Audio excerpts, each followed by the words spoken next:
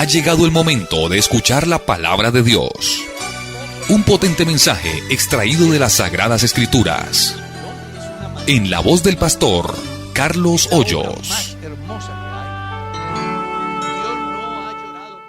Mis hermanos, Dios los bendiga. Tengo dos interrogantes. La primera, ¿el fruto que comieron en el huerto es literal o es una figura? Y segunda, ¿el cuervo que alimentó a Elías, si era un ave o era un pueblo que se llamaban los cuervos? Dios le bendiga, muchas gracias. Son dos preguntas. La primera, era una figura.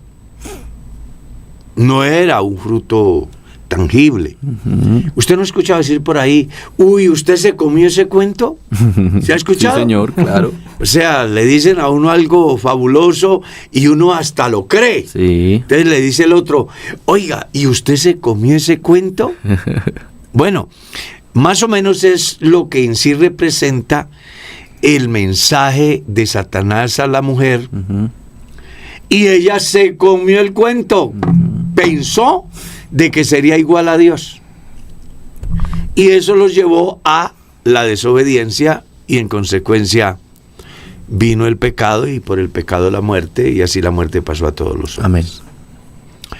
Con relación a el cuervo, que es la otra pregunta, es muy importante aclarar de que la Biblia dice que a través de un cuervo Dios proveyó para Elías. Yo todavía sigo creyendo como está escrito. Amén.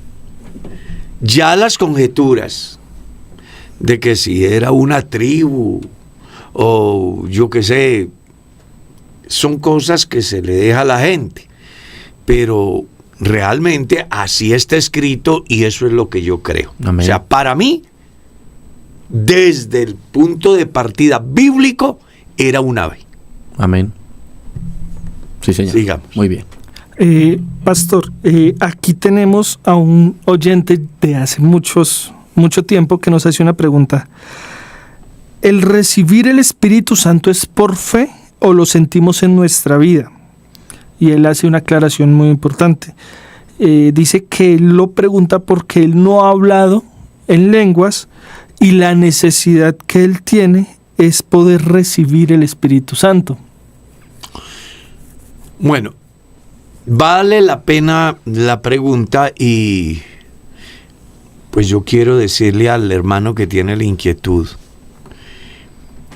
que el Espíritu Santo en la vida del creyente es un proceso, que las lenguas están en la canasta de lo que Dios da a través del Espíritu Santo. Entonces puede ser que una persona es convertida, es fiel a Dios, tiene el fruto del Espíritu y en consecuencia pues va a aparecer en él diferentes expresiones del Espíritu Santo dependiendo de lugar, necesidad y lo que Dios requiere de ese hombre en ese lugar. Entonces, a ver si me hago entender. Espero no generar controversia. ¿Para qué una medicina si no hay enfermos? Por ejemplo. ¿Para qué el don de hacer milagros si no hay necesidad? Sí. ¿Para qué el don de autoridad sobre los demonios si la gente está cuerda?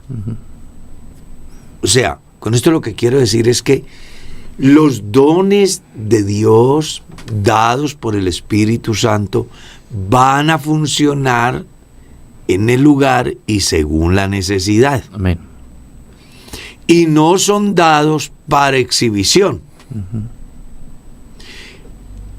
sino que Dios los usa en el momento y la necesidad y pare de contar. O sea, yo soy un fiel convencido que en la iglesia están todos los dones del Espíritu Santo, entre ellos las lenguas. Pero, por ejemplo, ¿para qué el don de interpretación de lenguas si en el escenario todos hablan el mismo idioma? ¿Cierto? Sí, señor, porque tenía un propósito. Claro, Tiene tenía un propósito. Entonces, así también son las lenguas. La Biblia dice, las lenguas son por señal no a los creyentes, sino a los incrédulos. Y hay una enseñanza muy clara en Hechos capítulo 2.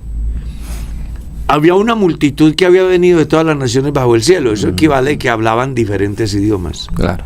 ¿Qué es lo que hace Dios a través del derramamiento del Espíritu Santo? Que ellos comprendan. Utiliza el don de lenguas para hablarle en particular a cada peregrino en el idioma que ellos Las maravillas hablaban y entendían. Es que textualmente dice, mirad, ¿no son galileos todos estos que hablan? ¿Cómo pues les escuchamos hablar de las maravillas de Dios en la lengua que hemos nacido? Sí, señor. Y comienza a describir quiénes eran: partos, medos, elamita, gente de Mesopotamia, de Cirene, del África, de todas las naciones bajo el cielo. Entonces es muy importante que las personas comprendan en qué momento va a ser Dios la expresión o la manifestación de determinado don en el determinado lugar y en determinada circunstancia. La Iglesia siempre ha creído que las lenguas son parte de la vida cristiana. Nosotros no creemos otra cosa diferente. Amén. Yo soy un fiel convencido, y es más, déjeme ir un poquito allá. Doy gracias a Dios que hablo en lenguas más que muchos. Bien. Pero no pueden ser el punto de partida para decir que tiene el Espíritu Santo o no. Claro. Porque otro puede ir a orar por un endemoniado y liberarlo. La primera señal que aparece en San Marcos como autoridad dada por Dios a aquellos de la gran comisión fue simple: y estas señales seguirán a los que creen. ¿Cuál es la primera señal? En mi nombre echarán fuera. En mi nombre echarán fuera demonios. Amén. O sea, Dios comienza a utilizar el don según la necesidad, y en ese medio y en esa cultura eran muy dadas las influencias demoníacas en la gente, y más que lenguas necesitaban autoridad. Sí, señor. Y por eso aparece como primero. Pero puede ser que en otro lugar del mundo, donde hay una sociedad corrompida que detesta a los cristianos y busca la manera de envenenarlos, Dios les dé inmunidad al veneno por el Espíritu Santo. Es que es tan maravilloso hablar de este tema, y nos gastaríamos, yo qué sé, un semestre, 2 semestres o más, hablando acerca de la inmensidad de la riqueza que hay de parte de Dios en el poder de su Espíritu en la vida del creyente y para beneficio de la Iglesia, como de los que inclusive no creen, que fue lo que se dio el día de Pentecostés. Siga. Y la ñapita, que se lea, usted siempre dice, 1 Corintios 12, 13. La mejor manera de los cristianos entender lo que es el Espíritu Santo a plenitud en la vida del creyente, no es creyendo como dice la gente, porque es que hay muchos que opinan, que dicen, pero muchas veces son muy subjetivos, ¿ya? Y esa subjetividad se da por la escuela de pensamiento, de donde viene el intérprete. Pero la mejor manera de hacer teología es la bíblica. ¿Y cómo logro yo percibir todo lo que tiene que ver con el Espíritu Santo desde lenguas en adelante? Bueno, leyendo 1 Corintios 12, donde dice que la iglesia debe de entender que los dones son una realidad. Porque eso, así comienza el capítulo 12. quiero, hermanos, que no ignoréis acerca de los dones espirituales. Se había caído en desuso la creencia de que los dones eran una realidad. Y se los describe, entre los cuales hay dones que son generales en la iglesia, pero también dones ministeriales. Luego en el capítulo 13 les dice que aunque los dones son muy importantes, Pablo quiere llevarlos a un camino más excelente, que es el amor. Por eso él dice, si yo hablase lenguas humanas y angelicales, si yo tuviese toda la profecía, bueno, y no tengo amor, pues para nada sirven los dones. O sea, es más importante tener amor de verdad que decir que tiene dones. Porque ¿para qué los dones si yo no tengo amor? Es más o menos el mensaje. Luego en el capítulo 14 le dice, los dones son una realidad según el capítulo 12, tienen sentido si el creyente tiene amor según el capítulo 13, y en el capítulo 14 le dice cómo deben de funcionar los dones. Y luego en el capítulo 15 le muestra la razón de todo eso, que es la resurrección y la eternidad del individuo en Dios.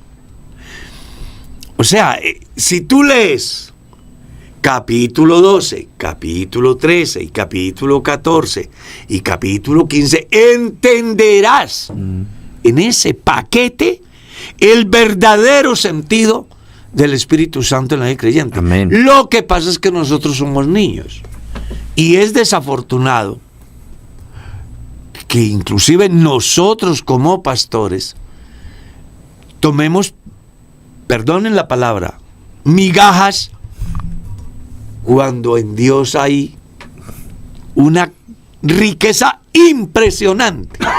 De hecho, que cuando he tenido la oportunidad de hablar acerca de la obra del Espíritu Santo, yo he dicho que es un error de los intérpretes de la Biblia, y ofrezco excusas si a alguien le incomoda lo que digo. No lo hago con esa intención. Se me hace muy extraño que digan que los dones del Espíritu son 9, por ejemplo. Por ejemplo. O que son 18. Limitando a Dios. O que son 21. Limitando a Dios. Cuando Dios no tiene límites. Amén. Entonces es muy importante que las personas comprendan que en un solo renglón, pastor, Claro. usted lee más de 50 dones. En un solo rengloncito dice, y a otros dones, plural, Sí. de sanidades. Amén. Haciendo ver Dios Ya hay muchos. que tiene un don para combatir cada mal que afecte al ser humano. Amén. Así que el don para sanar el cáncer no es lo mismo que el don para sanar la tuberculosis. Amén. O que el don para sanar la epilepsia. Porque para cada uno Dios tiene un don. Así como en la medicina se especializan, Sí. hasta en el cabello, especializados en la piel cabelluda, especializados en las uñas, especializados en el sistema óseo, especializados en el aparato digestivo. Bueno, Dios en su infinidad, Amén. inmensidad, aleluya, tiene dones, y cualquier peste, pandemia que vaya a ir a aparecer en el futuro, en el arsenal de Dios ya está el don para combatir ese mal. ¿Está claro? Amén. Clarísimo. Permítame, Claro. pastor, entonces, a ver si nos puede ayudar a aclarar un poquito más. Y parte de la pregunta es que varios, acá ya han escrito, son varios usuarios, y es que en las iglesias, si no se ha hablado en lenguas, no puede servir. Eso ya. Bueno, la Biblia dice, ¿quién conoce al hombre sino el espíritu del hombre? Una cosa es que la gente diga que yo recibí el Espíritu Santo. Otra cosa es que el Espíritu dé testimonio a mi Por sus espíritu frutos lo conoceréis. de que yo soy hijo de Dios. Sí, señor. Hay muchos jueces, muchas personas que viven tras lo que pasa en otros para justificar o no justificar, pero creo que el verdadero manejo debe de ser del individuo, partiendo de lo que la Biblia dice. ¿Quién conoce al hombre sino el espíritu del hombre? ¿Está claro? Sí, amén. 2. El Espíritu mismo da testimonio a nuestro espíritu. Yo no necesito que alguien me diga que yo recibí el Espíritu Santo. Yo lo que necesito es que el Espíritu Santo que esté en mí dé testimonio de que yo soy lleno del Espíritu Santo. Amén. ¿Y cómo? Así es. A través del fruto. Jesús dijo, por su fruto los conoceré. No hay otra forma. No, lo que haya de ahí para allá son conjeturas, Sí, señor. son hipótesis, son especulaciones. Pueden ser bien intencionadas además, pero el hecho de que sean bien intencionadas no quiere decir que sean la realidad. La realidad, siempre lo hemos dicho aquí, creamos como dice la Escritura. Amén. ¿Y cómo dice la Escritura? En el último y gran día de la fiesta, Jesús se puso en pie y alzó la voz y dijo, el que tenga sed, venga a mí y beba. El que cree en mí, como dice. ¿Qué? El que está a un ladito mío. La Escritura. La Escritura. De su interior correrán ríos de agua viva. Esto dijo del Espíritu que habían de recibir los que creyesen en él. La pregunta es, ¿el cristiano cree? Y si cree, tiene que aflorar en él las diferentes expresiones del Espíritu Santo, que son infinitas, dependiendo del modo, lugar, necesidad. Amén. Sí. Amén, amén. Pastor, mire esta pregunta que nos llega acá. Aquí cambiamos de tema radicalmente, ustedes saben, queridos oyentes. Cambiamos de frente. Sí, señor. Dice así, pastor, tengo fallo favorable del Tribunal Eclesiástico, hace ya casi un año, desde que tengo el fallo. Tengo una situación, mi expareja no me ha dado el divorcio, pero yo llevo separada de él hace ya muchos años, ya más de 5 años, pero no me ha querido dar el divorcio. Estoy a la espera, está en demanda, está en proceso. Mi pregunta es, mientras ese divorcio llegue, ¿puedo tener novio? Creo que ella debe esperar el fallo legal. Eso es lo que ella debe esperar, o él, porque en esa condición hay varones y hay mujeres. Decirle a la personita que tiene la inquietud que ella no tiene que esperar que el marido le dé el divorcio. No tiene que esperar. Claro, si está en Colombia, porque acaba de salir una ley en la cual dice que nadie puede estar sujeto a otra persona esperando que el otro decida, cuando la persona afectada ve que se le está perjudicando a sí mismo sus propios derechos. Entonces ella no tiene que esperar, ella lo que tiene es que hacer uso de los derechos que le confiere la ley. La Iglesia ya hizo el análisis, hizo la investigación y emitió un concepto que, según dice la persona, es favorable. Eso quiere decir de que la otra parte es la causal de que se dé la ruptura. Entonces, desde el punto eclesial no tiene problema para enamorarse y volverse a casar, pero desde el punto legal sí, porque está casada. O sea, que espere el fallo para tener su pareja. Una vez que ya tenga ese fallo que da la ley, ella podrá iniciar su proceso y rehacer su vida desde el punto legal y eclesial. Claro. Entre otras cosas, le va a permitir a ella, pues, seguir ejerciendo todos sus derechos como miembro de la Iglesia del Señor. Amén. Sigamos. Amén. Pastor, esto es una pregunta que creo que ya la he escuchado en algunos programas, pero la hace nuevamente. ¿Es correcto que si yo asisto a una iglesia, dé mi diezmo a otra iglesia donde hay más necesidad que la que yo asisto? Lo primero es que el creyente debe de saber que el es de Dios. Amén. Es del pastor. Es de No Dios. es del pastor, es de Dios. No es del creyente, es de Dios. Entonces, usted puede regalar a la iglesia que quiera todo lo que quiera, pero el diezmo no, porque el diezmo no es del creyente. El diezmo no es del pastor, el diezmo es de Dios. Amén. Así de simple. Entonces, el hecho de que usted asista a una iglesia donde hay una membresía grande, no es igual a pensar de que en esa iglesia no hay necesidad y en la pequeña sí. Las personas tienen que darse en cuenta y ser razonables. Si una persona va al baño, vacía el baño una vez, pero si van 500, ¿cuántas veces hay que vaciar el baño? Sí, señor. Si hay una persona con una bombilla, se atiende. Pero si hay 500 personas, ¿cuántas bombillas se necesitan? Entonces, el costo en sí de la infraestructura Mucho más. es realmente el equivalente e inclusive un poco más en las iglesias donde aparentemente hay más gente. Así que no piense usted que dando el diezmo a una iglesia que desde su visión es pequeña, lo está haciendo bien. Porque primero usted está decidiendo sobre algo que no es suyo. Usted no puede decidir sobre algo que no es suyo. Amén. El diezmo no es del creyente. El diezmo no es del pastor. La Biblia dice, traigan los diezmos al alfolí. Eso es lo que la Biblia dice. Y debe de hacerlo en el lugar donde la persona tiene su membresía. No se preocupe por lo que pase en la comunidad donde supuestamente es pequeño. Que el Dios de la congregación grande Es el Dios de es el Amén. mismo Amén. de la congregación pequeña. Sí, señor.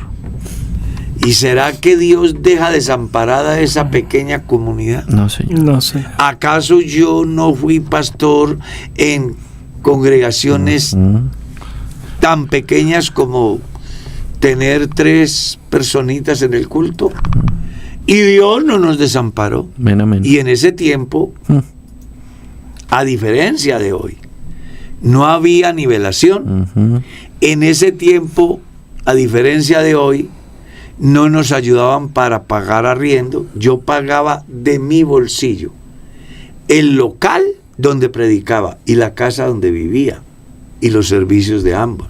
Y De mi Dios le daba bolsillo. todo para eso. Y tenía ingresos 5 pesos Así es. en ese tiempo, en el año de 1980. Dios, ¿cómo provee? Ingresaban 5 pesos. Ahí tiene. En concepto de diezmos. Y ingresaban 50 centavos por ofrendas. Y yo pagaba 500 pesos donde vivía y 300 pesos del local de predicación, más los servicios. Y Dios nunca nos dejó. Amén. A veces nosotros queremos ser mejores que Dios y no es así. O tratar de ayudar a Dios. O tratar de ayudar a Dios. No, yo estoy de acuerdo que ayude a las congregaciones pequeñas, claro que sí, pero con el dinero que Sí. es suyo. Ujú. Si usted gana 1,000 pesos, hay 900 pesos que son suyos. Si quiere regalarlos todos los puede hacer, nada pasa. Ujú. Dios lo bendecirá, pero hay 100 pesos que usted no puede disponer, que son de Dios. Así es, hermano Carlitos. Pregunta acá a nuestro oyente, Dios lo bendiga, pastor. Cuando a uno se le muere la suegra, dice acá, y no es creyente, y los familiares le hacen novenas, o bueno, lo que sabemos, nosotros como cristianos no debemos participar de eso, ¿verdad? Espero su respuesta. ¿Cómo es que es la pregunta? Que si se le muere la suegra, que no es creyente, pero entonces los familiares de ella van y le hacen el velorio y las novenas y todo esto allí, él como cristiano no debería asistir. Claro, ¿a qué va a asistir? Si él conoce el Evangelio, usted sabe que la oración por los muertos, eso es ocultismo, eso es espiritismo, eso es una de las cosas que más abomina a Dios. No debe de asistir. Usted sabe ya que se murió. Si se murió inconversa, lo sentimos, No vamos a hacer juicios, pero tampoco nos vamos a involucrar en un culto que tiene sus orígenes en el ocultismo y que para nada beneficia ni al muerto ni a los vivos. Para nada. Entonces déjelos que hagan lo que hagan. Vaya, o sí, si usted siente ir con su mujercita al sepelio, con su marido al sepelio, vaya y haga un acompañamiento, pero no participe de manera directa en un evento que todos sabemos que es prohibido por Dios. Amén. Siga. Pastor, nos responde con una afirmación que yo interpreto como pregunta. La persona que hace esta pregunta sobre el Espíritu Santo, el hablar en las lenguas, y dice que la preocupación que él tiene, ¿sí?, es la salvación de su alma. En San Marcos capítulo 16 se lo dice del verso 14 en lo adelante. Se lo voy a leer. Yo espero que no se queden con el pensamiento. Y es más, creo que nos hace falta mucho para como ir hasta donde deberíamos de ir. Pues lo voy a leer lo que dice la Biblia. Y yo le invito para que crea lo que dice la Biblia. Que el problema de la gente es que cree lo que dice la Biblia. Exacto. Y ahí es donde fallamos. Sí, señor. Esto es lo que dijo el pastor, más no se limitan a leer. Esto es lo que dijo el predicador de turno. Esto fue lo que leí en el libro que sacó el fulano tal, el escritor tal. No, yo le invito para que crea como dice la Escritura. ¿Cómo dice la Escritura? Vayan por todo el mundo y prediquen el Evangelio a toda criatura. El que crea y se bautice, este será salvo. Amén. Sí es. Así dice la Biblia. No le ponga más, no le quite nada. Crea como dice la Biblia. Amén. Deslíguese de lo que la gente piense.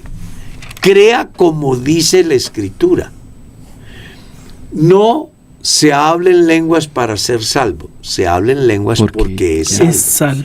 No se echa fuera demonios para ser salvo. Se echa fuera demonios porque ya es salvo. No se sanan los enfermos para ser salvos. Se sanan los enfermos porque yo ya soy salvo. O sea, toda aquella expresión del Espíritu Santo en la vida del creyente es la consecuencia de la salvación del individuo. Amén. Espero que eso quede claro. Clarísimo, hermano Carlos. No estoy diciendo que no se necesite el Espíritu Santo para eso, no se está diciendo aquí. Al contrario, cuando a mí me preguntan, ¿se necesita el Espíritu Santo para ser salvo? La respuesta es sí. Porque es que nadie puede ser cristiano sin el Espíritu Santo. Claro. Oiga, pastor. Pero paremos ahí, no vamos a seguir. No, regálenos la cita. ¿De qué? Para que la gente... Marcos capítulo 16 del verso 14 en adelante. Sigamos. Amén. Muy bien. Nos preguntan acá, nos dice así el oyente, pastor, ¿qué es adorar en el espíritu y qué es adorar en la carne? Bueno, en la carne nadie adora. Nadie puede aparentar, pero no está adorando. Apariencia. Es apariencia. Por eso Pablo dice, oraré en el espíritu. También debo de orar con entendimiento. Amén. Cantaré en el espíritu. Debo de cantar con el entendimiento. En el capítulo 12 de la carta a los Romanos, Pablo dice, os ruego, hermanos, por las misericordias de Dios, que os presentéis en un culto vivo, agradable a Dios. Amén. Que es vuestro culto, ¿qué? Racional. Racional. O sea, la adoración a Dios radica cuando yo soy consciente de qué estoy haciendo, a quién lo estoy haciendo y por qué lo estoy haciendo. Cuando uno lee el Génesis, entonces descubre el verdadero sentido de la adoración. ¿Qué es el verdadero sentido de la adoración? Entregar lo que yo más amo. Sacrificar lo que yo más amo en aras de agradar al Ser Supremo que se llama Dios. Según dice el Génesis, cuando Dios le demanda a Abraham el sacrificio de Isaac, él le dice, ve y sacrifica a tu hijo, tu único hijo. Era lo que más amaba Abraham. Además porque pues Dios le había dado el privilegio de ser padre después de viejo. ¿Y qué dice la Biblia? Se fueron y en el camino llegaron a un lugar donde él le dice, ¿a quién? A los que iban con él, quédense aquí, que yo y el muchacho iremos, adoraremos y volveremos. ¿Qué le está diciendo a Abraham? Voy a ir a entregar lo que yo más amo al Dios que me llamó. Hay muchas cosas en la vida de los individuos que aparentemente son tan importantes, pero que cuando se compara con el acto de gratitud al que le ha dado todo, vale la pena sacrificarlo para que él sea honrado. Esa es la verdadera adoración. Sigamos. Amén. No, pastor, aquí en Facebook no tengo más preguntas. Acá sí por hay ahora. preguntitas. Dice así, hermano Carlos, Dios lo bendiga, pastor. El pastor está llamado a buscar el hijo pródigo. El pastor está llamado a buscar al hijo pródigo. No. Hay 4 clases de perdidos. 1, el hombre que está sin Dios. 2, el hijo pródigo. 3, la oveja perdida. Y 4, la moneda. Son 4 clases de perdidos. Sí, señor. A los que no conocen a Dios hay que ir a predicarles, buscarlos. El hijo pródigo se va a conciencia por alguna circunstancia, pero él se va consciente de que no hay otra alternativa. En su extravío llega a condiciones muy complejas y en un momento vuelve en sí, porque la oferta del pecado embriaga al creyente y le hace pensar que por ahí es el camino. Pero él es consciente de que no hay otra verdad más grande que Dios, que no hay otro lugar mejor que la iglesia. Sin embargo, se deja llevar de sus propios deseos y se va. Un día en el camino se encuentra comiendo algarrobas, ¿no? Y recuerda cómo era su vida cuando estaba en casa. Dice la Biblia, volviendo en sí. Es como si hubiese estado, ¿qué? Dopado. Sí, señor. Volviendo en sí. Hizo una reflexión. ¿Cuántos en casa de mi padre estarán comiendo y durmiendo, viviendo mejor que yo, que soy su hijo? Esto haré. Volveré a la casa de mi padre y le diré, Padre, he pecado contra el cielo y contra ti, no soy digno de que me hagas tu hijo.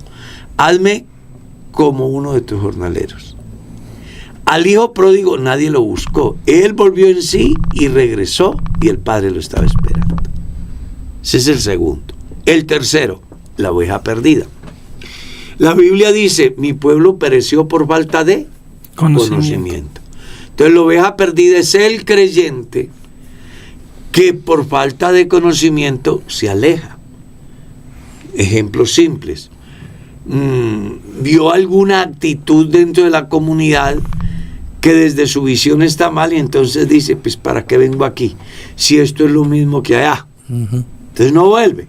Ahí es donde el pastor debe de ir a buscar y a escuchar al creyente y el creyente escuchar a su pastor, que sin duda alguna el pastor le ayudará a disipar las dudas y entonces la oveja perdida regresa al rebaño. El cuarto es la moneda. Es esa persona que está dentro de la comunidad, que ora, que ayuna, que ofrenda, que diezma, que aparentemente es cristiano, pero que no se ha convertido. Entonces, algún día, una mujer llamada iglesia, con una escoba llamada palabra, barre la casa y la encuentra. Sí, señor. Y hay fiesta entonces, porque la moneda que estaba perdida ha sido encontrada. Hay muchos predicadores que esconden la verdad porque les parece importante tener a una determinada persona porque les representa de alguna manera algún aspecto favorable. Y no se atreven a decirle la verdad, como es. Entonces la persona, aunque está ahí, está perdido, porque no le han mostrado el camino que es. Entonces, cuando alguien se atreve a mostrar a través de la palabra la verdad, esa persona llega a entender de que ha vivido una vida muy falsa y que realmente necesita un encuentro verdadero con Dios. Ese día la moneda se encontró y hay una fiesta. Amén, gloria a Dios. Hay otra pregunta acá, hermano Carlos, dice: Pastor, Dios, el Señor Jesucristo le bendiga. ¿A qué muerte se refería el Señor Jesús en el Evangelio de Mateo, capítulo 16, verso 28? Ya que todos los discípulos que estaban ahí con él en ese momento murieron físicamente. Entonces, ¿a qué se refiere Mateo capítulo 16, verso 28? Que dice así: de cierto os digo que hay algunos de los que están aquí que no gustarán la muerte, hasta que hayan visto al Hijo del Hombre viniendo en su reino. Lo que pasa es que la persona no está contextualizando el texto en el tiempo. Que él dice que ya había muerto, ¿no? No, que hoy ya están muertos todos. Ah, claro. Pero es que por eso está descontextualizada. ¿Por qué? Porque Jesús se lleva a sus 3 amigos de base. Los íntimos. Los amigos íntimos de Jesús. Jesús le está diciendo: hay algunos aquí que no gustarán la muerte hasta que vean venir al Hijo del Hombre en su gloria, en su reino. Les estaba hablando de lo que sucedería luego, que es la transfiguración. Y a quienes él se refería era a Pedro, a Juan y a Santiago, ¿no? Sí, señor, Jacobo. A los que se llevó a la transfiguración y les mostró a Moisés y a Elías, donde Pedro dice: Señor, es maravilloso para nosotros estar aquí. Hagamos 3 enramadas, una para ti, qué bueno acá, otra para Moisés y otra para Elías. ¿Por qué? Porque Dios les estaba cumpliendo lo que les había dicho antecitos. No gustarán la muerte hasta ver venir el reino de Dios en su gloria. Entonces lo que Jesús está haciendo es mostrarles a ellos la gloria del reino, en el cual el tiempo pasa y no se tiene pendiente ni el clima, ni la escasez, ni la abundancia, ni la salud, ni la enfermedad. ¿Por qué? Porque así como las aguas cubren el mar, así la tierra será llena del conocimiento de Dios. A eso era lo que se refería. Pero era exclusivo para ellos. Y para ese tiempo estaban también todos los apóstoles. Hoy sí, ya no están. Aparece el escrito para que nosotros al leerlo nos demos cuenta de la maravillosa obra de Dios en el reino. Y aparecen 3 personajes: Elías dentro del manejo profético, Moisés dentro del manejo de la ley y Jesús dentro de lo que representaría el cumplimiento de la ley y la aparición de la gracia de Dios en términos generales para todos. Amén. A eso era lo que se refería. Amén, hermano Carlos. Pastor, acá llegan 2 preguntas que me parecen importantes. Una dice que si por favor le pueden explicar Hebreos capítulo 6 del 1 al 7, ya que comprendo que aquel cristiano que se arrepintió, se convirtió, se bautizó, fue sellado por el Espíritu Santo y pecó, ya no puede ser perdonado. Él dice que eso es lo que viene en el verso 4 al 6, dice que es imposible renovarlo para arrepentimiento. Y que junto a esa pregunta con la otra dice que si Dios ya sabía que la creación del mundo iba a fallar, entonces que le ayude a entender qué es lo que pasa. Pues usted lo asocia, pero son 2 cosas totalmente diferentes. Capítulo 6 de la carta a los Hebreos, ¿verso qué? Del 1 al 7. Por tanto, dejando ya los rudimentos de la doctrina de Cristo, es la advertencia contra la apostasía. Entonces, el pasaje en sí lo que está mostrando es que un apóstata no tiene oportunidad porque apostató, se rebeló, se fue en contra de Dios, de la doctrina, ¿ya? Sí. Y mientras uno esté en esa condición, pues no hay oportunidad de renovación. ¿Por qué? Porque él se ha apartado y no quiere saber nada de Dios ni de su obra.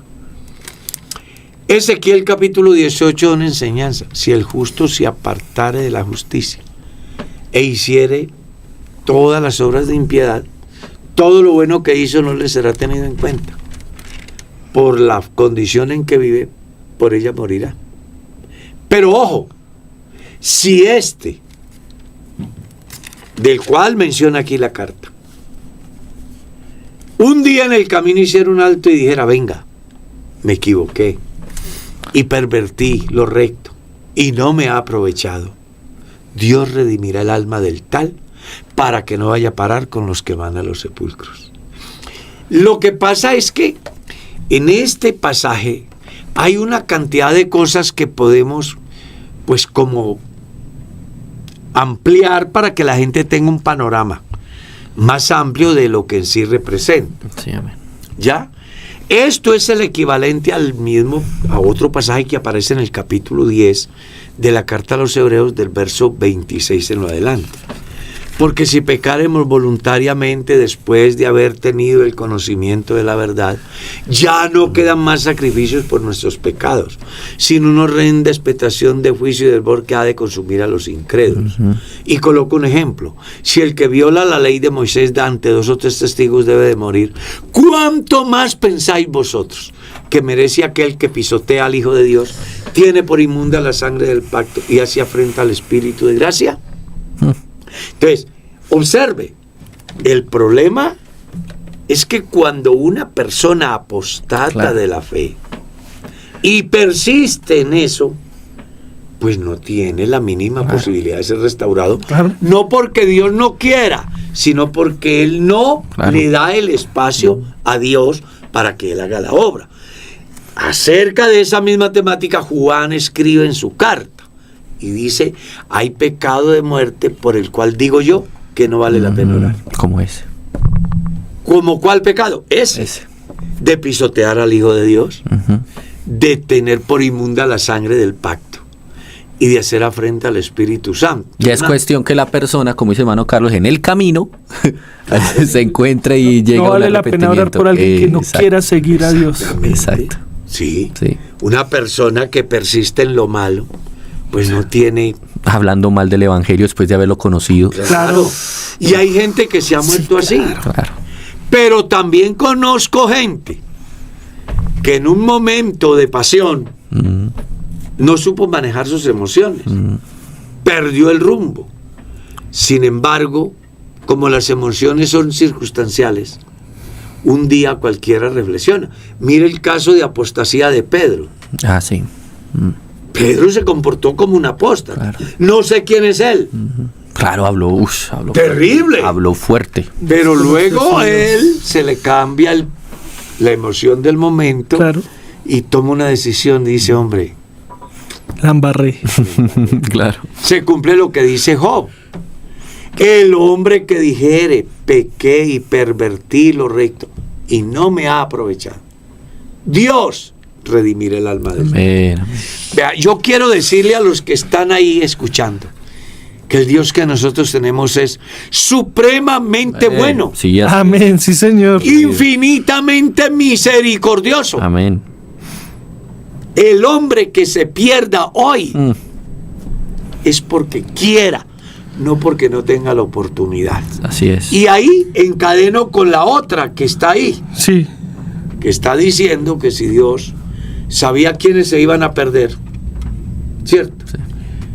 Algo así como, ¿por qué no lo evitó? Bueno, Dios es soberano. Dios pudo hacer a todos los hombres como títeres. Una fábrica de muñecos. Una fábrica de muñecos. Colocarles un chip que los hiciera estar mirando para el cielo como a los pingüinos de Alaska, ¿no? Sí, Señor. Pero Dios hizo al hombre un ser inteligente. Amén. Inteligente. Y Dios, en su soberanía, le permite al hombre que tome sus propias decisiones. Amén. Mire que lo coloca en el huerto. Ojo. Y le dice, vea, aquí hay dos opciones. No quiero obligarlo. Exacto. Es usted el que decide. Él hubiera puesto robots, como dice, Claro. que, por favor, y que estén ahí, pero no, que me sigan a mí porque quieren. Exactamente. Porque sí lo Entonces decía. lo coloca ahí y le dice, vea, acá hay un árbol que se llama el árbol de la ciencia del bien y del mal. Hay un sinnúmero de árboles. Sí, teniéndolo todo. Entre ellos el árbol de la vida. Usted puede comer de todos, pero el fruto de este árbol no lo coma. Porque el día que lo coma, de cierto morirás. Dios no está desconociendo el riesgo que el hombre puede contener, pero le está permitiendo Claro. que el hombre tome sus propias Elija. Decisiones. ¿Por qué se rebelan las sociedades en este tiempo? Porque no están de acuerdo con el autoritarismo Sí. de un gobernante. Sí, señor. ¿Cierto? Y por eso hay problemas en todo el mundo. En las monarquías están en contra de la monarquía, en los países llamados democráticos están en contra del que el pueblo eligió, en los países socialistas y comunistas están en contra de sus dictadores, porque al hombre no le gusta que lo controlen. Entonces, ¿qué es lo que hace Dios? No voy a controlarlos. Yo amo mi creación y quiero que sean libres. Les voy a persuadir acerca de la inconveniencia y la conveniencia. Así es. ¿Qué les conviene? Coman de todos, inclusive del árbol de la vida. ¿Qué no le conviene? Absténgase de comer del fruto prohibido. El hombre, en su libre albedrío, tomó una decisión equivocada, que no fue una manzana, sino que se comió el cuento que Satanás le dice a Eva: usted será igual a Dios. Y entonces ella dijo, no, si eso es así, vale la pena. No escucho a Dios que me dice no, escucho a esta que me dice va a ser. Se comió el cuento.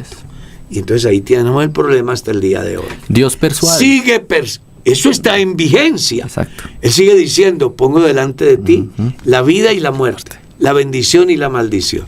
Jesús luego viene y dice que hay dos caminos, uno ancho y uno angosto. Amén. ¿Cierto? Usted sigue leyendo y encuentra que hay dos lugares, cielo e infierno. Y encuentra la suma final de todo. Si alguno quiere venir en pos de mí, tiene que tomar una decisión. Usted es libre para tomarla. Si quiere venir en pos de mí, deje el mundo y sus deseos. Si no quiere venir en pos de mí, siga por ahí. Eso sí, aténgase que al final del camino hay ¿cómo es que se llama? Cuando cobro una cuenta, ¿cómo es que se llama? ¿Una factura? Algo así. Ok, pasa la Llega la factura. cuenta de cobro. La cuenta de cobro. Llega la cuenta de cobro, una palabra más. Déjale cuenta de cobro. Eso le debe pasar a la gente hoy. Adán lo sabía, que le iban a pasar factura de cobro. El día que comas de esto, de cierto moriré. Pero se dejó llevar, comió y le pasaron la cuenta de cobro, la Que muerte. hasta el día de hoy la estamos pagando. Hasta el día de hoy le estamos pagando. Dios siempre persuadiendo al hombre. El hombre toma su decisión. Lo vemos en Caín, ¿no, hermano? Quiero Carlos? decirle a toda la audiencia que el día que yo no pueda estar acá, Pastor Diego va a estar regresándome. No, se necesitan 45 años de experiencia, más 50. Hermano Carlitos, desde Caín vemos cómo Dios persuade al hombre para que no peque. No lo hagas, no te dejes llevar por la emoción. Si lo haces vas a pecar. Y él se dejó llevar, y pobre. Hubiera sido muy fácil para Dios haber quitado Dios ese árbol, pudo pero haber sería hecho una al fábrica. hombre. Claro. Pero entonces, ¿cómo manifestar su plan misericordioso? Que estaba diseñado desde la eternidad. Amén, así es. Y que en su soberana voluntad quería una humanidad libre. Sí, amén. Libre. Vea, hoy todos los seres humanos deberían de darle un aplauso al Dios que, teniendo potestad para ser esclavos, no hizo esclavos. No hizo esclavos. Hizo gente libre y dejó de que el hombre tomara sus propias decisiones. Sigamos. Amén. Mano Carlos, pregunta Carlos oyente, pastor, el uso de la palabra sobrenatural hoy en día es muy usado en nuestros templos, pero su significado parece no tener nada que ver con lo espiritual, dice el oyente. Sí, eso es pura metafísica. Exacto, dice él, ¿será que esto es puro efecto del neopentecostalismo? Claro que sí. Eso es neopentecostalismo. Eso de que tú puedes, que tú eres más grande que el problema, que yo te declaro, que declara. Pero eso es neopentecostalismo. Esa es la herejía más grande del último tiempo, que ha hecho disfrazar la presunta fe para que las personas se pierdan creyendo que están en la verdad. Entonces, por eso tenemos diferentes expresiones en las iglesias, desde la organización del culto hasta el proceso en todos los campos, porque nosotros somos muy dados a las cosas novedosas y se nos olvida que Dios no cambia, que Él es el mismo,